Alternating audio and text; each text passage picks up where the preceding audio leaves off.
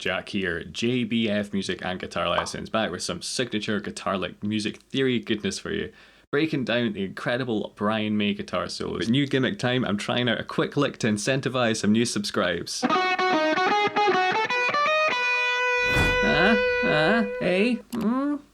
The tabs PDF, PNG and guitar profiles are from my patreon.com/JBF Music if you want them. If you enjoy this or the content I'm putting out in general, then please do let me know with a like and a comment. Both are so helpful to grow the channel.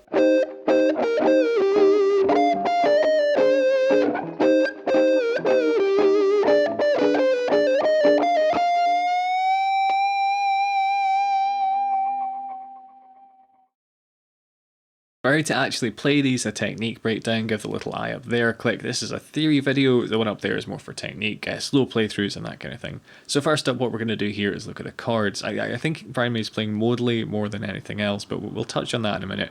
I've arranged these chords for guitar, so if you want to have a go, we've got kind of a C minor to a B flat 7, back to the C minor, back to the B flat 7.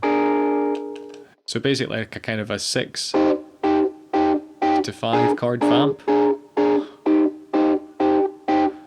If you're interested, if you think of your cage system, this is essentially a C-shaped C minor, and this one here is essentially a small version of a C-shaped B flat 7. So we're playing the flat third, the fifth, and the root for the C minor, and for the B flat we're basically playing the third, the flat 7th, and then the root. So Brian May is pre-bending this note from a B flat to a C. So we've got the root twice, unbent is the flat 7th, and down here we've got the 5th. So all really quite nice chord tones implying, I suppose, a C minor 7. Bar 2, we're over that B flat 7, where we're playing the 5th, the 3rd, 4th, 3rd, and ending on the 9th. So I suppose, really, when that's being extended, we're getting a kind of like a dominant 7 at 9, a dominant 9 chord, clean up my tone a wee bit. So really, he's implying a C minor 7 to a B flat 9. Really quite nice and jazzy, actually. Bar 3, we're just using the same intervals as bar 1. We're bending up to the root, down to the flat 7th, and again the 5th. Where we're playing the flat 3rd. Wait, hang on, what's this? A minor 2nd? Where there should be a major 2nd, okay. So then we go to the major 2nd, then back to the flat 2nd. Bit weird, but alright. Then we've got the 3rd, 2nd, 4th, 3rd, 5th, 4th, bending on this, which would be the 6th, but because we're going back to C minor, it's really the 5th. We're bending from this note, that F, up to this G. So all this minor 2nd business was a bit of a mess, so what's going on there? It sounded fine. Well, this is where we can circle back to that modal thing I mentioned just before. If we treat this excerpt as more being in like C minor, it all starts to fall in place. Even bar 2 makes a bit more sense too. In terms of C minor, this would be the 4th, 2nd, flat 3rd, and down to the root. And bar 4, well, it would start on the 2nd, go to the major 7th, so we're borrowing from the harmonic minor, yeah. Quite a Brian May thing to do, quite classical. But then we're just basically going up the scale. You know, root, major 7th, 2nd, root, flat 3rd, 2nd, 4th, flat 3rd, and then we're doing that bend on the 4th. But obviously we're changing chord there anyway. That, to me, makes more sense, so I'd guess that's how he's approaching it. Other readings, as always, are more than welcome, so fire them down below if you've got any. I've not really emulated it here, but in terms of the tone, a cocked wah is a very Brian May thing to do. You can give the eye up there a click for a very short video tutorial on that particular trick. But the main takeaways here, the TLDR if you will, we've got the pre-bends, the staccato playing, so keeping the notes quite short. I suppose releasing the pre-bends as well. That kind of lovely creamy tone he has, really quite a wide vibrato.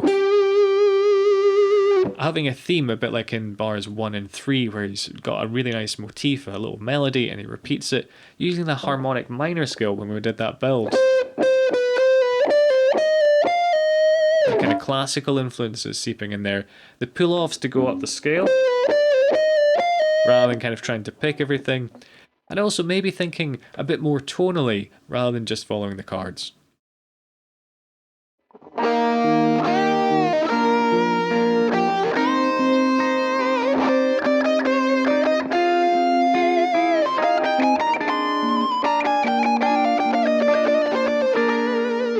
If you've ever played in a band at originals or otherwise with a keyboard player, you'll likely have a good idea of why Brian May plays the way he does.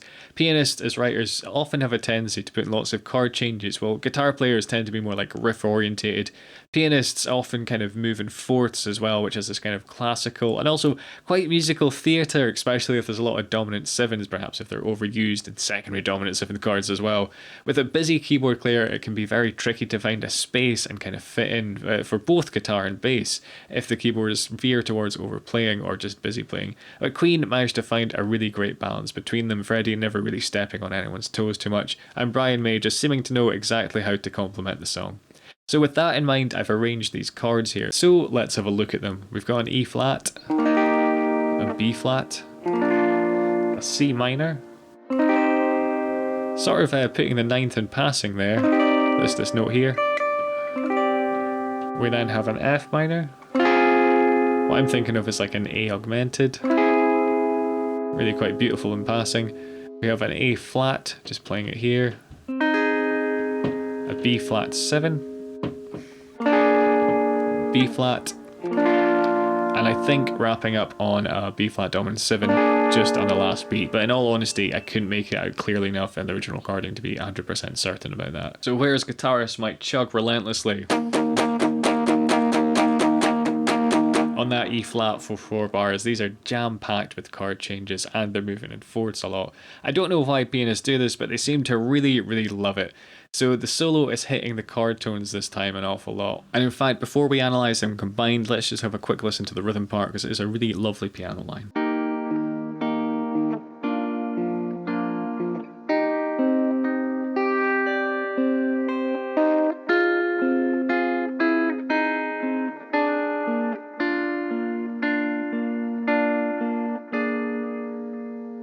Really hitting the chord tones this time. We've got the 5th, 2nd, getting back to the 3rd, back down, and then pulling off to the root, up to this one here. But at this point we've changed chord to the B flat, so we're playing it as root. We're then to the 6th, another chord change. So what we're doing here is bending C minor's flat 7th up to the root, then running up to the root, 2nd flat 3rd, 2nd flat 3rd. So we're kind of hinting at that 9th and the underlying chord as well. Pre-bending F minor's 4th up to the 5th. These little ghost notes of kind of 5th and 3rd, they aren't really prominent, so I'm just going to kind of gloss past them. Very much like the chord that they're over the top, that one that I'm thinking of as an augmented. There are other ways you could analyse it, but that's how I'm thinking of it. So it's just a passing chord here, and he's kind of not playing over it, so there's not any clashes going on, which is great. Then this little staccato run up, we've got the 6th, major 7th, root, 2nd. Pre-bending this flat 7th to the root, because we've changed chords to a B flat, right? Here we go down the Mixolydian scale, basically kind of trilling on the semitones, so between the 6th and the flat 7th, and the 3rd and the 4th. The semitones are really where you're going to get the flavour of the mode coming in. And then we're basically resolving to the root. So without breaking down every single note, we'll just have a look at the scale shapes. We've got the root, 2nd, 3rd, 4th, 5th, 6th, flat 7th, and root. And then to come back down, you've got the root, flat 7th, 6th, 5th, 4th, 3rd, 2nd, and the root. It's a really cool mini scale that Brian May uses quite a lot. And if you want to use the scale to analyse exactly which notes he's picking, you can do that yourself here. Okay, so the main takeaway is weaving around a piano part, following the chords. He's really hitting the chord tones on the changes, you know. That E flat, we're on the 5th when we're up to that C minor. He's bending to the C minor. The F minor, we're bending from the 4th to the 5th. Well, pre-bend I should say. But he's also using other notes from the scale to join them together, like we've got that lovely little run up, using different notes from the scale and then hitting a chord tone. Repeating short segments or little lines like that, instead of just on to a new idea, getting these really nice melodies in there. We've got the bends, Bit of legato, like pulling off. The wide vibrato. Pre-bends, like up on that 16th fret. And again, adding the vibrato to the pre-bends. More legato, the trills coming down here. That little mixolydian mini shape, which is even another part of the solo, isn't it? Or something similar to that. So to show you how you can use this stuff from analysing licks to get some of his sound, let's just take a couple of these concepts. Let's think about staccato, so that. Playing the notes kind of short, that little scale pattern we looked at, and let's say trills, so that hammer on thing. So let's just combine those three things.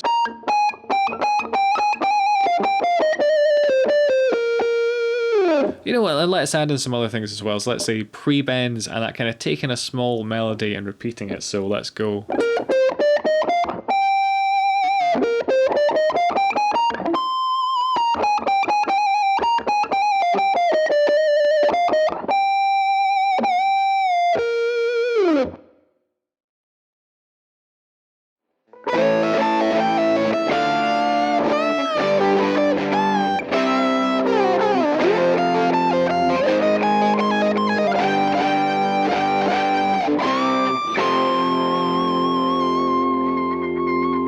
Alright, so like before, let's just look at the chords, and if you're still with me, good going, and a shout out to the Lick Squad Elite, you guys rock.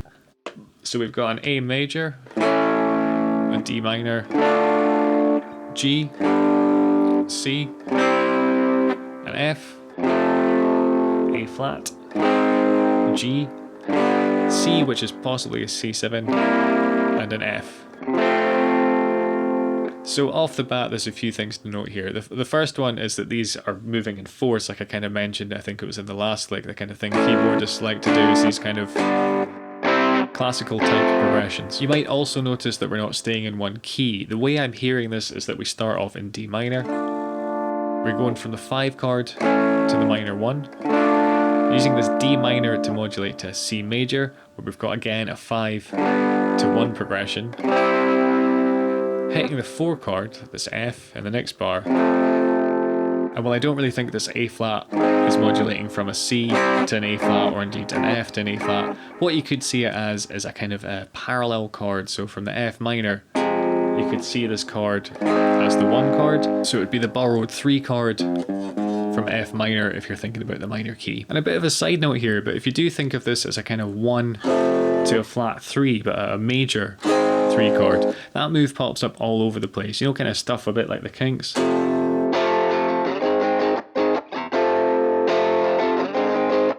90s kind of rock or indie.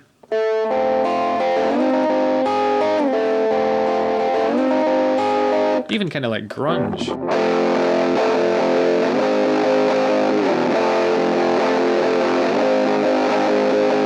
Even funk and R&B.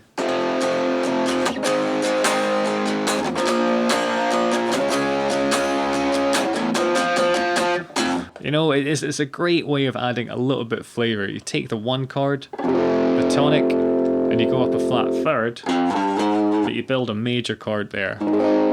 It doesn't work for every style and every occasion, but it's a really cool colour to have in your palette. Anyway, back on track. Another way to look at it is that we're borrowing chords from C minor, which I think is probably what I'd lean towards. If you know the C harmonic minor,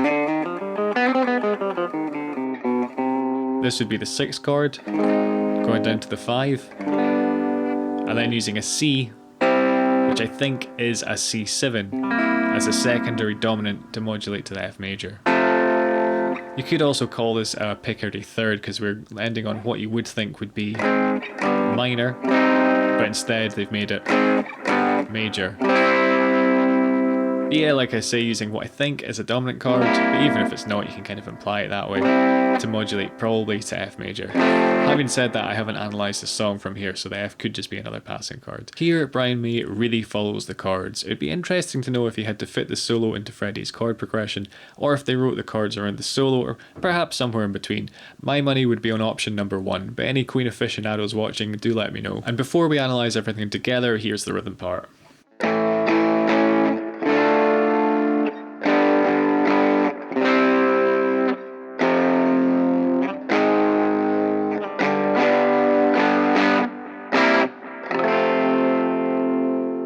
using some cool 2-string arpeggios. For more of those, check out the little eye up there in the corner. But we've got an A7 note for note. Third, here, fifth, root, and the flat 7th here.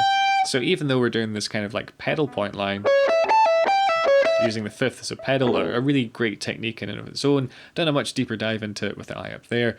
But even though we're doing that, we're outlining an A7, as I say, note for note. When we play this F, the chord is moved to D minor, so we're hitting its flat 3rd. We're pre-bending to the 9th, releasing to pitch, and as we do so, it's switching to G, so we land on its 5th. Got the root, 3rd, 5th. Then we're pre-bending the root to the 2nd again.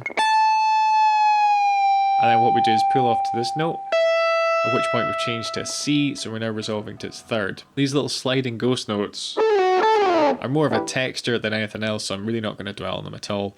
Over the F, we are using the 3rd, up to the 5th, and the root, and the 3rd an octave higher. So it's a little arpeggio shape. Exactly the same idea when we go up to the A flat, sliding up. But the same intervals apply. This is the 3rd, the 5th, and the root. Again, the 3rd an octave higher. And then he's using triplets here to vary the rhythm. So you have just to make it a bit more interesting, less static. A double stop unibend for some real rock and roll, hitting the root here, and the flat 7th, which we're bending up a tone to be the root as well. Then we're rating into this root here as the chord changes, bending it up to the 9th over that C, then resolving it back down to another C, which is F's 5th because the chord has changed at that point. Quite a minefield of note choice, but this is a big part of his sound and why it sounds quite as composed, because in a nutshell it is. So the main takeaways, following the chords using, the root, the 3rd, the 5th, but also using the 9th for a bit of variety and using it to kind of build tension and then release it back down to the root. 2-string dominant arpeggios, that dominant 7. Those notes, great way to play an A7. Letting those notes ring into each other a little bit as well. Just for a little bit of dissonance. Maybe not so obvious on the themes or repeated melodies this time, but we do have a question and answer, at least to my ears. This first part, to me that's posing a question, this. Given the answer. Like we've seen in the other licks, we've got things like pre-bends, and also returning them to pitch. Lovely little rakes, that rake into the pre-bend that he had. So combining these different techniques as well. Major arpeggios like this G1 here, or the ones over the F and the A flat. And I'd say there's also a bit of a playful nature in the solo, really encapsulated by those little slides he does. The unibend at the end, and that nice double stop. And again, that kind of staccato playing he does. Like the keeping those notes short instead of being, it's just got more snap to it. Vibrato again, and also I'd say a very strong classical influence in this solo. Click there for more iconic classic rock licks. This has been Signature Guitar Licks, that's the playlist there. But yeah, hit subscribe to keep up to date with the channel, give me any suggestions in the comments, check out the tabs on Patreon, and enable all notifications by ringing that little bell on the side if you feel so inclined. Cheers guys.